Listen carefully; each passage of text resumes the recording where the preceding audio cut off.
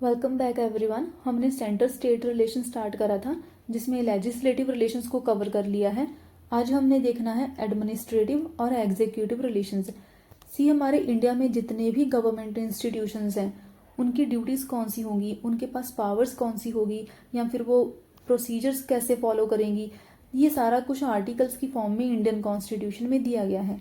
ऐसे ही सेंटर और स्टेट्स के बीच में एग्जीक्यूटिव रिलेशंस कैसे होंगे उनको रखा गया है article 256 to article 263 in part 11 of the constitution. अब जो लेजिस्लेटिव रिलेशंस थे वो भी पार्ट 11 में थे, एग्जीक्यूटिव रिलेशंस भी पार्ट 11 में हैं। जो नेक्स्ट फाइनेंशियल रिलेशंस होंगे उनको पार्ट 12 में रखा गया है। ये डिफरेंस याद रखना है। इनको पार्ट 11 में क्यों रखा गया है, इन दोनों को, एग्जीक्यूटिव एंड लेजिस्लेटिव, क्योंकि ये दोनों ही सेम लिस्ट सिस्टम को फॉलो करते हैं। लिस्ट सिस्टम क्या है कि यूनियन की एक अपनी लिस्ट है जिसके ऊपर पार्लियामेंट लॉ बनाएगा, ऐसे ही जो स्टेट्स हैं उनकी एक स्टेट लिस्ट है जिसके ऊपर स्टेट लेजिस्लेचर लॉ बनाएगा, ऐसे ही एक कॉन्करेंट लिस्ट जिसके ऊपर दोनों ही लॉज बना सकते हैं। अब जिस भी लिस्ट के सब्जेक्ट के ऊपर लेजिस्लेचर ने लॉ बना दिया उसकी इम्प्लीमेंटेशन का काम फिर बाद में आएगा एग्जीक्यूटिव के पास। तो इसलिए हमें सबसे पहले ये भी पता होना चाहिए कि एग्जीक्यूटिव में आएगा कौन कौन। अगर हम सेंटर की बात करें तो सेंटर में एग्जीक्यूटिव हैं प्रेसिडेंट, वाइस प्रेसिडेंट, ऐसे ही प्राइम मिनिस्टर, उनकी council of minister, then last है इसमें अटॉर्नी जनरल ऑफ इंडिया। और अगर हम स्टेट एग्जीक्यूटिव की बात करें तो उसमें है गवर्नर, देन उसके बाद है चीफ मिनिस्टर, उनकी काउंसिल ऑफ मिनिस्टर, ऐसे ही एडवोकेट जनरल ऑफ स्टेट्स। तो इन लोगों का काम होगा इंडिया की गवर्नेंस को चलाना, एडमिनिस्ट्रेशन को चलाना। अब इस एग्जीक्यूटिव रिलेशन का कॉन्सेप्ट लिया गया है कनाडा से। इसका पर्पस क्या रहता है कि सेंटर और स्टेट्स के बीच में कोऑपरेशन बनी रहनी चाहिए लॉज की इम्प्लीमेंटेशन से रिलेटेड। इन दोनों में अगर कॉन्फ्लिक्ट आते रहेंगे तो इंडिया की गवर्नेंस क्या हो पाएगी? नहीं, उसकी गवर्नेंस में प्रॉब्लम आएगी, कंट्री तो स्मूथली रन ही नहीं कर पाएगी। इसलिए सेंटर और स्टेट्स इन दोनों में स्मूथ रिलेशंस रहने चाहिए, इन दोनों में इक्विलिब्रियम बना रहना चाहिए। अब जो कोऑपरेशन होती है वो भी दो तरह की हो सकती है, वर्टिकल एंड हॉरिजॉन्टल। वर्टिकल क्या कहती है कि जो टॉप में इंसान है उसका ग्राउंड लेवल तक रिलेशन जो होता है वो बहुत ही कम रहता है या ऑलमोस्ट जीरो रहता है। लेकिन हॉरिजॉन्टल क्या कहती है कि चाहे एक दूसरे के कांटेक्ट में वो हमेशा ना रहें लेकिन फिर भी एक दूसरे के साथ उनका रिलेशन बना रहता है, वो कांटेक्ट में रहते हैं कभी ना कभी। जैसे कि एग्जांपल हम ले, अगर पार्लियामेंट टॉप पर है, नीचे आ गया स्टेट लेजिस्लेचर, तो ये दोनों का अगर लास्ट में ले हम अगर लोकल गवर्नमेंट्स भी, तो ये क्या आ गया, एक वर्टिकल रिलेशन आ गया, पार्लियामेंट आ गया टॉप पर। तो पार्लियामेंट का लोकल गवर्नमेंट के साथ रिलेशन बहुत कम रहेगा according to this vertical relationship.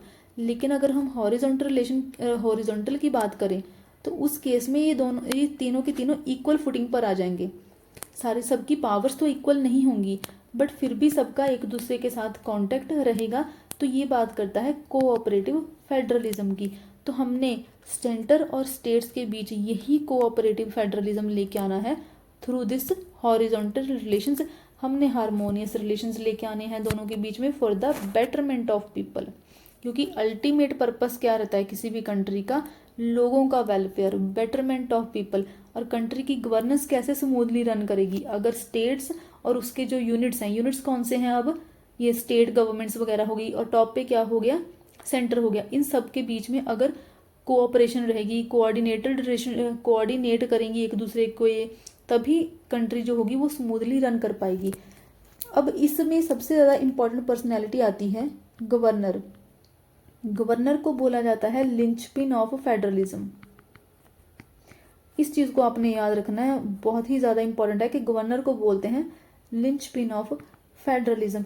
ऐसा इसको क्यों बोला जाता है? क्योंकि पहले तो गवर्नर खुद एग्जीक्यूटिव का पार्ट है, एग्जीक्यूटिव रिलेशंस की बात कर रहे हैं, गवर्नर खुद एग्जीक्यूटिव का पार्ट है। दूसरा रीज़न इसका ये है कि सेंटर और स्टेट्स को कनेक्ट करने का काम जो करता है वो गवर्नर ही करता है। जो सेंटर होती है वो स्टेट्स के ऊपर गवर्नर के थ्रू कंट्रोल रख सकती है और गवर्नर ही होता है जो कि म्यूचुअल डेलीगेशन में हेल्प करता है। म्यूचुअल डेलीगेशन को हमने देखना है इसी टॉपिक में। म्यूचुअल डेलीगेशन का वैसे मतलब क्या होता है कि ड्यूटीज़ को एक्सचेंज कर दिया, सेंटर की स्टेट में आ गई, कुछ फंक्शंस दे दिए, स्टेट के कुछ फंक्शंस जो थे वो सेंटर को दे दिए। तो ये काम गवर्नर के थ्रू भी होता है, तो इसको बोला जाता है linchpin of federalism. VP single case में सुप्रीम कोर्ट ने भी बोला था that governor has to be very neutral and unbiased, otherwise federalism deteriorate. मतलब कि जो गवर्नर का बहुत ही इम्पॉर्टेंट रोल है फेडरलिज्म को इंश्योर करने के लिए, फेडरलिज्म बना रहे। अगर गवर्नर न्यूट्रल और अनबायस्ड नहीं होगा तो फेडरलिज्म डिटीरियोरेट कर जाएगा, ऐसा सुप्रीम कोर्ट ने कहा था। तो अब हमने देखना है इन एग्जीक्यूटिव रिलेशंस को। ये तो मैंने बता दिया that distribution of executive powers कैसी है, लिस्ट सिस्टम के थ्रू है। अगर सपोज हम पार्लियामेंट की बात करें, पार्लियामेंट ने यूनियन लिस्ट के सब्जेक्ट के ऊपर कोई लॉ बना दिया, उस लॉ की इम्प्लीमेंटेशन का काम फिर किसके पास आएगा, एग्जीक्यूटिव के पास। ऐसे ही स्टेट लेजिस्लेचर ने अपनी लिस्ट के सब्जेक्ट के ऊपर लॉ बनाया और बाद में फिर वो एग्जीक्यूटिव इम्प्लीमेंट करेगा। अब इसमें ना एक एक्सेप्शन है, जब हमने लेजिस्लेटिव रिलेशंस करे थे तब मैंने बताया था कि यूनिटरी बायस है, बहुत ही ज़्यादा यूनिटरी बायस है इनफैक्ट, कि पार्लियामेंट अगर कॉन्करेंट लिस्ट है, कॉन्करेंट लिस्ट से रिलेटेड पार्लियामेंट और पार्लियामेंट के ने जो लॉ बनाया और ऐसे ही जो स्टेट लेजिस्लेचर ने लॉ बनाया, इस लिस्ट के सब्जेक्ट के ऊपर अगर इन दोनों में कन्फ्लिक्ट आ गया तो पार्लियामेंट का लॉ जो था वो प्रिवेल करता था। लेकिन एग्जीक्यूटिव की बात करें तो यहाँ पर थोड़ा सा डिफरेंस है। अगर कॉन्करेंट लिस्ट से रिलेटेड कोई कन्फ्लिक्ट आता है तो जो स्टेट होंगी उनके पास पावर्स ज़्यादा रहेंगी देन पार्लियामेंट। ये एक इम्पॉर्टेंट डिफरेंस भी आपने याद रखना है। अब हम देखते हैं नेक्स्ट इसका पार्ट एग्जीक्यूटिव रिलेशंस का, जो कि कहता है obligation of states and centre. ये हमने जो आर्टिकल्स हैं इस एग्जीक्यूटिव रिलेशन से, जितने भी रिलेटेड आर्टिकल्स हैं उन सबको हमने याद नहीं रखना है, जो इंपॉर्टेंट आर्टिकल्स हैं वही हम देखेंगे। तो सबसे पहला आर्टिकल है 256, जो कि बात करता है कि जो स्टेट एग्जीक्यूटिव है उसके ऊपर ये बाइंडिंग कंडीशन लगा दी गई है कि पार्लियामेंट ने जो भी लॉज बनाए हैं उनको वो इम्प्लीमेंट करेगा ही करेगा। अगर स्टेट एग्जीक्यूटिव ऐसा करने से मना करता है तो इसको माना जाएगा as breakdown of constitutional machinery. और इस चीज़ को नोटिफाई कौन करेगा। अब देखिए यहाँ पर भी फिर से लिंचपिन का ये कॉन्सेप्ट आ गया। यहाँ पर अगर ये कॉन्स्टिट्यूशनल मशीनरी का ब्रेकडाउन हुआ तो उस चीज़ को सेंटर को नोटिफाई कौन करेगा, वो काम भी गवर्नर का ही होगा। इसीलिए ही इसको कहते हैं गवर्नर को लिंचपिन ऑफ फेडरलिज्म। ये सेंटर और स्टेट्स को कनेक्ट करके रखता है। तो स्टेट, इस आर्टिकल के अकॉर्डिंग स्टेट एग्जीक्यूटिव के ऊपर एक बाइंडिंग कंडीशन है कि पार्लियामेंट ने जो भी लॉ बनाया उस लॉ को स्टेट एग्जीक्यूटिव इम्प्लीमेंट करेगा ही करेगा। अब इस आर्टिकल ने जो 2 रिस्ट्रिक्शंस लगाई हैं वो आप देखेंगे, वो रिस्ट्रिक्शंस कौन सी हैं।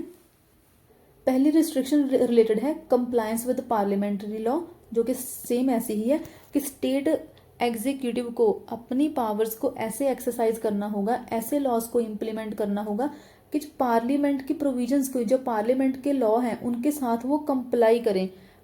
पार्लियामेंट के लॉ के अगेंस्ट स्टेट एग्जीक्यूटिव नहीं जा सकता, उनको कंप्लाई करना ही होगा विद पार्लियामेंट्री लॉ। अब ये एक ऑब्लिगेशन जो है वो एक जनरल ऑब्लिगेशन है। ये रिस्ट्रिक्शन क्या है, जनरल रिस्ट्रिक्शन है। ऐसे ही नेक्स्ट है एक स्पेसिफिक ऑब्लिगेशन जो कि स्टेट्स के ऊपर लगाई गई है। ये क्या कहती है, that states shall not impede executive power of the centre. State जो है वो अपना काम तो कर रही हैं, पार्लियामेंट के लॉज को कंप्लाई तो कर रही हैं, बट इसका मतलब ये भी नहीं है कि वो जो सेंटर की एग्जीक्यूटिव पावर है वो उसको हिंडर करेंगी या फिर उसमें रुकावट बनेंगी, उसको इम्पीड करेंगी। स्टेट एग्जीक्यूटिव को ऐसे काम करना चाहिए कि वो सेंटर की एग्जीक्यूटिव पावर को भी इम्पीड ना करें, और ये एक स्पेसिफिक ऑब्लिगेशन है। तो इससे भी हमें क्या पता चलता है कि मैक्सिमम पावर्स किसको दी गई हैं, सेंटर को ही दी गई हैं। यहाँ पर भी यूनिटरी बायस हमें दिखता है इंडिया का। अब यहाँ पर आर्टिकल 365 की एग्जांपल दी गई है। इसको मैंने वैसे तो ऑलरेडी बता दिया कि गवर्नर, अगर स्टेट एग्जीक्यूटिव ने पार्लियामेंट के लॉ को फॉलो नहीं करा, पार्लियामेंट के लॉ को इम्प्लीमेंट करने से मना कर दिया, then that situation will be considered as breakdown of constitutional machinery and if it is a breakdown of constitutional machinery then ultimately governor will notify regarding it to the center। तो governor ने अब centre को notify कर दिया कि constitutional machinery का breakdown हो चुका है। तो सेंटर अब क्या करेगा कि उस स्टेट में प्रेसिडेंट रूल लगा देगा अंडर आर्टिकल 365। इसीलिए ही इस सिचुएशन को कोएर्सिव माना जाता है, मतलब कि बहुत ही ज़्यादा सख्त सिचुएशन जो कि वैसे होनी नहीं चाहिए। इसको हम एमजी नरेगा की एग्जांपल से भी समझ सकते हैं। एमजी नरेगा सेंटर लेके आया था, पार्लियामेंट ने बनाया था, ठीक है, वो एमजी नरेगा, लेकिन इसकी इम्प्लीमेंटेशन किसने करनी थी? स्टेट एग्जीक्यूटिव ने ही करनी थी। हर एक स्टेट जो होगी वो 100 डेज का वर्क प्रोवाइड करेगी।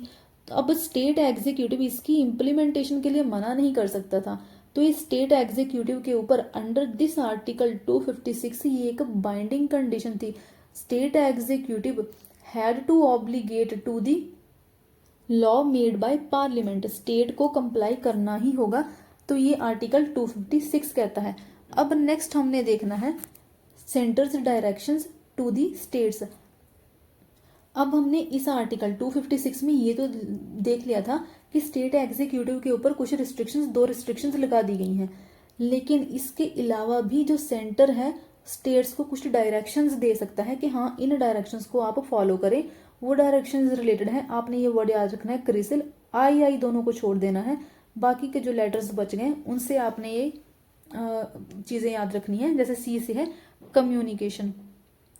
सेंटर स्टेट को ये डायरेक्शंस दे सकता है कि जितने भी कम्युनिकेशन के संसाधन हैं, जितने भी मीन्स हैं, उनको आप मेंटेन करके रखो, चाहे अगर वो नेशनल इंपॉर्टेंस के लिए है या फिर वो मिलिट्री इंपॉर्टेंस से रिलेटेड है, क्योंकि इंडिया की सिक्योरिटी भी इंपॉर्टेंट है। तो उसमें कम्युनिकेशन का बहुत ज़्यादा इंपॉर्टेंट रोल रहता है।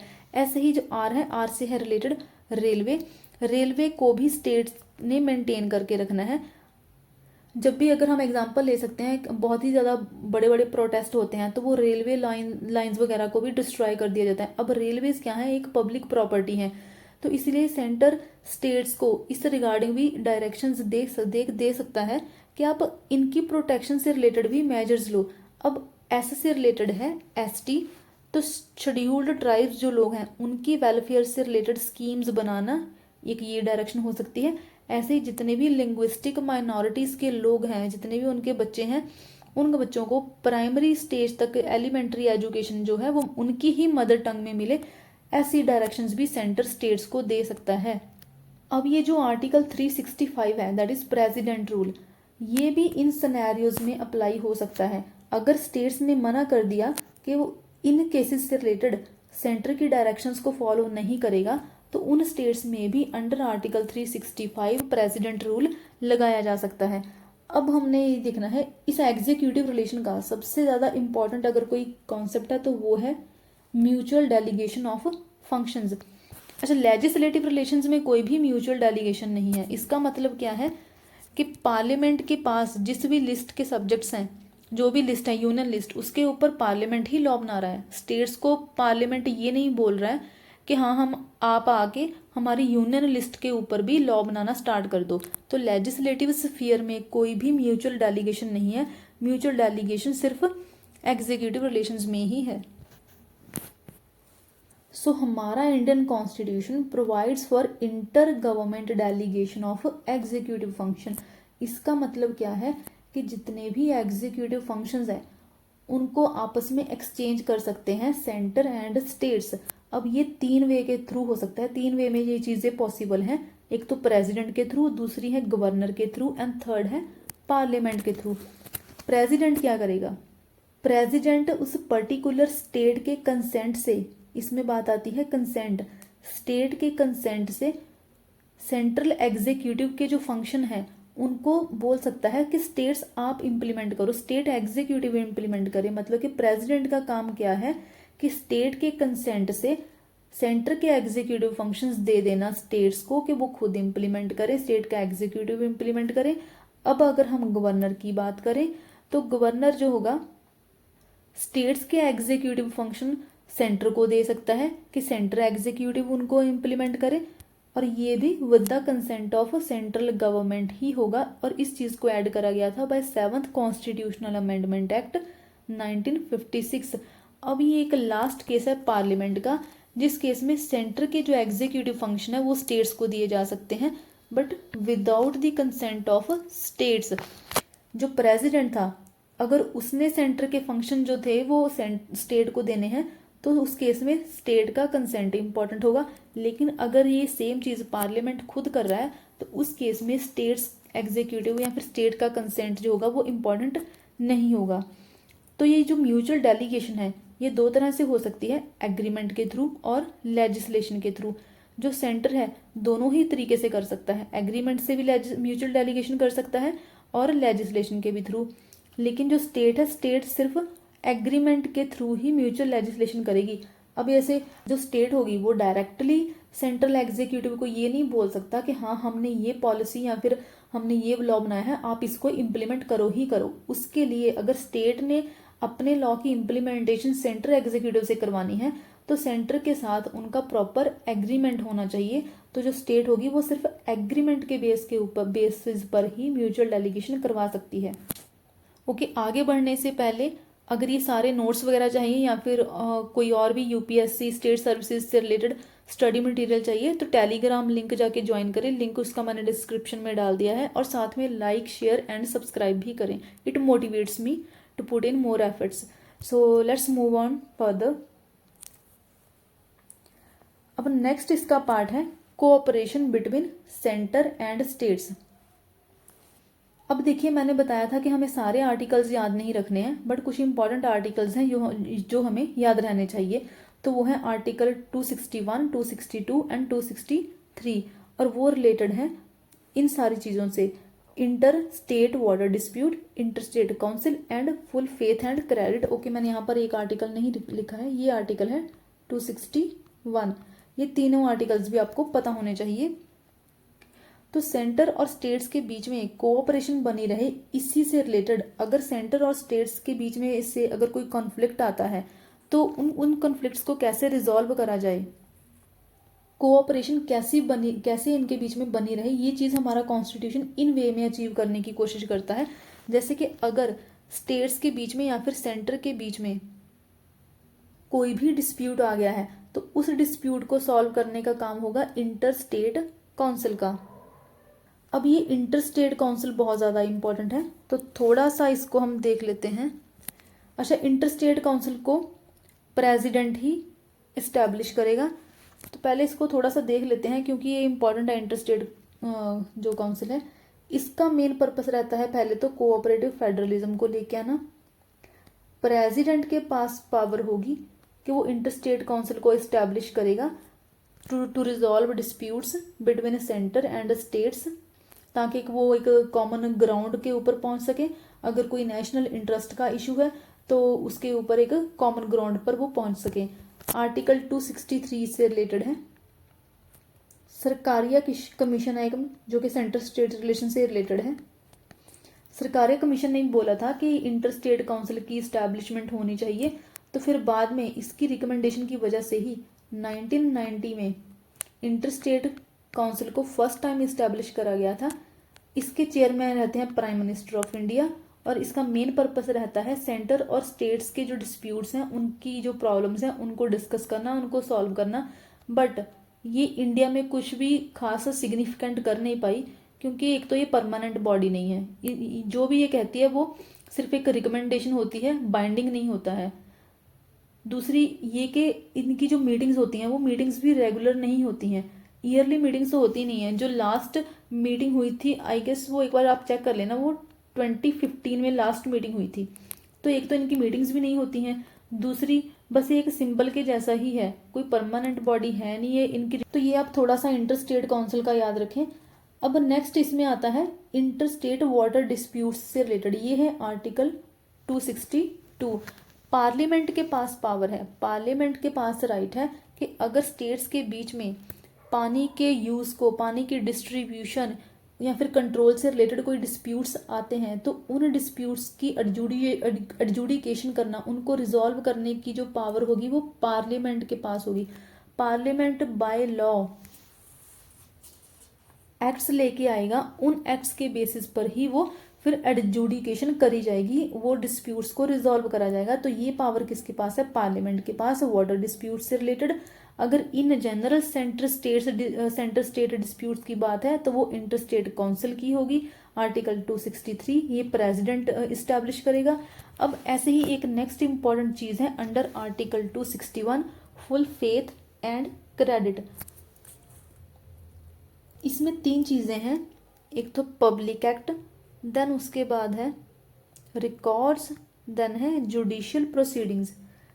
इन तीनों चीज़ों के ऊपर हर एक स्टेट का फेथ होना चाहिए। इन तीनों चीज़ों की हर एक स्टेट रिस्पेक्ट करे, जुडिशियल प्रोसीडिंग्स, जुडिशियल जजमेंट्स की रिस्पेक्ट करे। तीनों आर्टिकल्स को आपने याद रखना है, 261, 262 एंड 263। 262 जो है वाटर डिस्प्यूट से रिलेटेड है, 263 जो इंटर स्टेट काउंसिल से रिलेटेड है, ऐसे ही 261 जो है वो फुल फेथ एंड क्रेडिट से रिलेटेड है।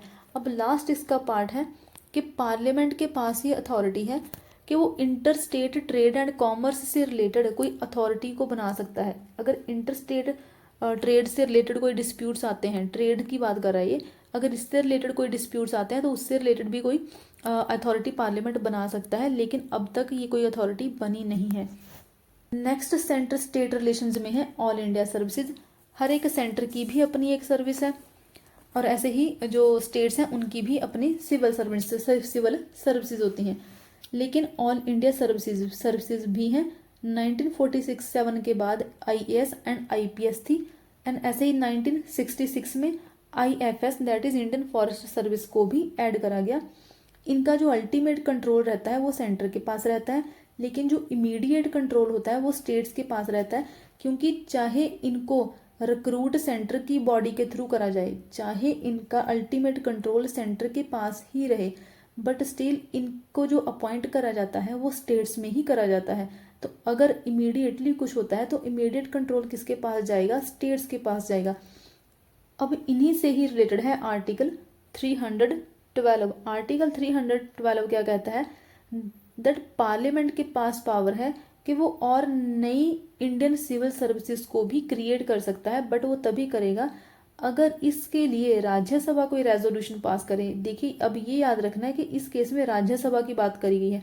अगर राज्यसभा ने कहा है कि ऑल इंडिया सर्विसेज की ज़रूरत है, तो उसके बाद पार्लियामेंट अंडर दिस आर्टिकल एक न्यू ऑल इंडिया सर्विसेज भी बना सकता है। अब ये जो कॉन्सेप्ट है ये फेडरलिज्म के अगेंस्ट जाता है, जो कि डिवीजन ऑफ पावर्स की बात करता है। इसमें क्या है कि सेंटर और स्टेट दोनों के लिए ही, ऑल इंडिया लेवल की दोनों के लिए ही सर्विसेज बना दी गई, ऑल इंडिया सर्विसेज बना दी गई। अब इसको कैसे डिफाइंड करा गया है? एक तो एडमिनिस्ट्रेटिव एफिशिएंसी से रिलेटेड, दूसरा इसमें कहा गया है कि पूरे के पूरे इंडिया में यूनिफॉर्मिटी बनी रहेगी। अगर कोई कॉमन इंटरेस्ट के सब्जेक्ट्स हैं या फिर कॉमन इंटरेस्ट के इश्यूज हैं सेंटर और स्टेट्स के, तो उनके ऊपर भी कोऑपरेशन या फिर कोऑर्डिनेशन बनी रहेगी। ये इन सर्विसेज की फेवर में आर्गुमेंट दिया गया है। नेक्स्ट आता है पब्लिक सर्विस कमीशंस। अगर हम स्टेट पब्लिक सर्विस कमीशन की बात करें तो इस केस में जो इनके चेयरमैन या फिर मेंबर्स होंगे उनको अपॉइंट तो गवर्नर करेगा, लेकिन उनकी रिमूवल सिर्फ प्रेसिडेंट ही कर सकता है। तो देखिए इस केस में भी सेंटर और स्टेट्स के बीच में एक कोऑर्डिनेशन बना हुआ है। तो ये सारी की सारी चीज़ें बताती है कि कैसे एग्जीक्यूटिव का जो विंग है, एग्जीक्यूटिव ऑर्गन है सेंटर और स्टेट्स का, ये दोनों मिलकर आपस में कैसे काम करते हैं। इस केस में भी गवर्नर अपॉइंट कर रहा है, लेकिन उनको रिमूव करने की पावर किसके पास है? सेंटर का प्रेसिडेंट। ऐसे ही अगर joint state public service commission की बात करें, इस केस में ज्वाइंट का मतलब कि 2 या फिर 2 से ज़्यादा स्टेट्स के लिए एक पब्लिक सर्विस कमीशन बनाया जा रहा है। तो उस केस में जो अपॉइंट करेगा वो प्रेसिडेंट करेगा। ये थोड़ा आप डिफरेंस याद रख लीजिएगा कि अगर सिंपल एक स्टेट का ही पब्लिक सर्विस कमीशन है तो प्रेसिडेंट रिमूव करेगा, गवर्नर चेयरमैन या फिर मेंबर्स को अपॉइंट करेगा। लेकिन अगर ज्वाइंट है तो उस केस में प्रेसिडेंट अपॉइंट करेगा, और इसको इस्टेब्लिश कौन करेगा? पार्लियामेंट। और ऐसे ही अगर हम यूपीएससी की बात करें, इसका हमें पता है कि पहले तो ये रिक्रूटमेंट का काम करती है, सर्विसेज की रिक्रूटमेंट का काम करती है। दूसरा, अगर गवर्नर या फिर स्टेट के गवर्नर या फिर प्रेसिडेंट ने कहा है तो उस केस में ये स्टेट की नीड्स को भी सर्व करने का काम करती है, तो ये यूपीएससी का काम है।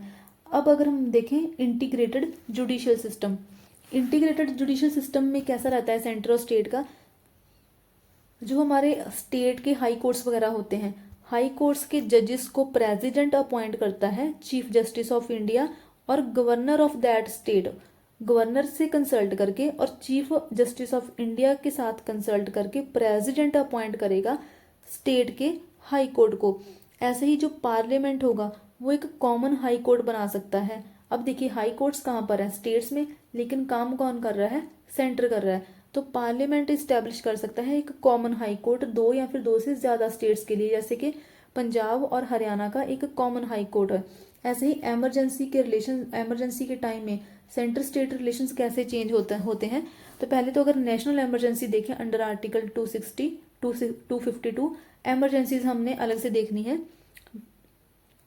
तो नेशनल इमरजेंसी के केस में सारे का सारा जो कंट्रोल होगा किसी भी मैटर के ऊपर, स्टेट का सारा कंट्रोल जो होगा वो सेंटर के पास चला जाएगा किसी भी सब्जेक्ट के ऊपर। लेकिन अगर ऐसे हम प्रेसिडेंट रूल की बात करें तो कंट्रोल किसके पास जाएगा, अंडर आर्टिकल 256 प्रेसिडेंट के पास। नेशनल इमरजेंसी के केस में सेंटर के पास कंट्रोल गया। और ऐसे ही अगर फाइनेंशियल इमरजेंसी अंडर आर्टिकल 360 की बात करें तो इस केस में भी कंट्रोल सेंटर के पास ही चला जाएगा। देखिए यहाँ पर मैं इन सारी चीज़ों को ना इलेबोरेट नहीं कर रही हूँ, क्योंकि हमने इमरजेंसीज को बहुत ही ज़्यादा डिटेल में प्रीलिम्स और मेंस दोनों के लिए बहुत ही ज़्यादा डिटेल में हमने अलग से देखना है। तो इसलिए यहाँ पर बस आप इतने से ही फैक्ट्स याद रखें कि अगर नेशनल इमरजेंसी है तो कंट्रोल सेंटर के पास गया, तो अगर प्रेसिडेंट रूल है तो प्रेसिडेंट के पास गया, लेकिन प्रेसिडेंट भी सेंट्रल एग्जीक्यूटिव का ही पार्ट है। और 360 के अंडर कंट्रोल जो था फाइनेंशियल इमरजेंसी में सेंटर के पास चला गया।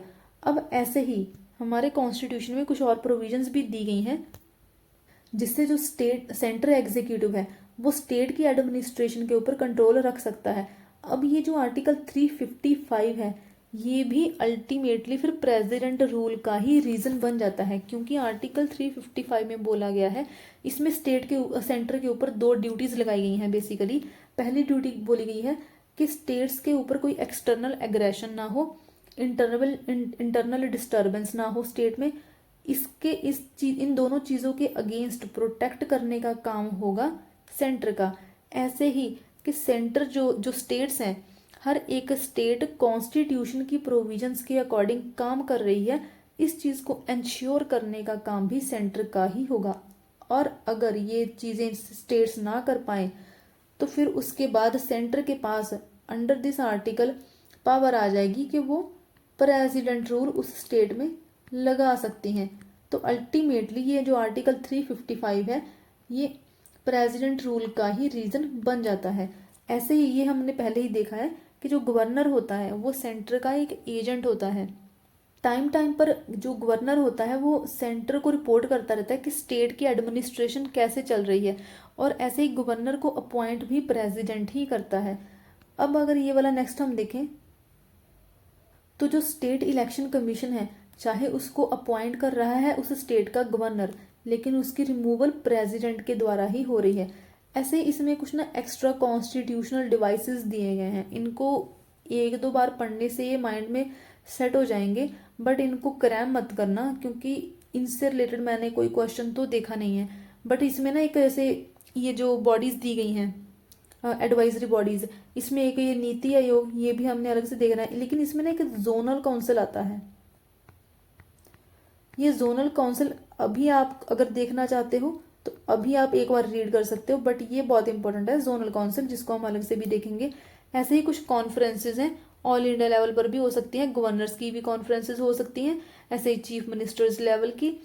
तो इनके थ्रू भी बताया गया है कि कैसे सेंटर और स्टेट्स के एग्जीक्यूटिव रिलेशंस मेंटेन्ड रहते हैं। क्योंकि अगर गवर्नर की कॉन्फ्रेंस की अगर एग्जांपल लें तो उनको प्रिजाइड कौन कर रहा है, उनको हेड कौन कर रहा है, प्रेसिडेंट कर रहा है, जो कि सेंटर एग्जीक्यूटिव का पार्ट है।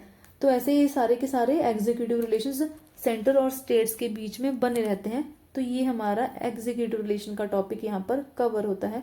लाइक शेयर एंड सब्सक्राइब करना मत भूलें। Thank you.